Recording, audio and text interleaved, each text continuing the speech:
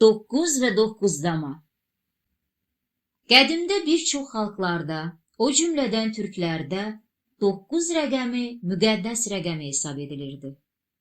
İndiyə qədər də dilimizdəki bir çox atalar sözü və məsəllərdə bu rəqəmə rast gəlinir. Məsələn, həftə 8, mən 9. Adı çıxdı 9-a, enməz daha 8-ə. Belə bir fikir var ki, Türk xalqlarında geniş istifadə olunan bu tanaxşı 9 rəqəmini əks etdirir. Riyazi baxımdan da 9 rəqəminin özəlliyini təsdiq edən bir cəhət var. Bu ədədi başqa ədədlərə vurduqda hasildəki rəqəmlərin cəmi 9 edir. Məsələn, 9 vur 6 bərabərdir 54. 5 üstəgəl 4 bərabərdir 9.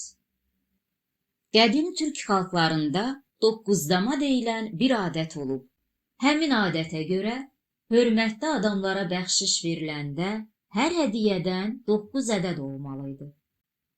15-ci əsrdə Azərbaycanda Uzun Həsənin sarayında olmuş bir İtaliya diplomatı öz ölkəsinə göndərdiyi məktubda yazmışdı.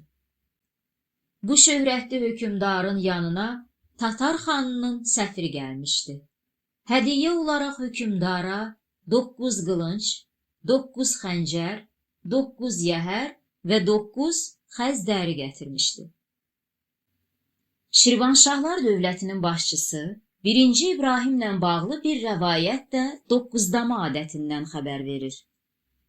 Müdrik hökümdar olan İbrahim bir gün eşidir ki, Teymurləngin qoşunu Şirvanşahlar dövlətinin sərhədini keçib və onun ərazisinə daxil olub.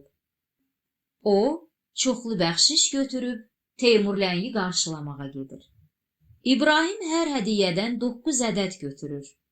Ancaq qullardan 8 nəfər aparır. Teymurləng bunun səbəbini soruşduqda İbrahim belə cavab verir. 9-cu mən özüməm. Bu cavab Böyük Fatihin çox xoşuna gəlir. Odur ki, Şirvanşahı öz dostu kimi qəbul edir. Beləcə, İbrahim ağlı və müdrikliyi hesabına Şirvanı işğaldan xilas edir.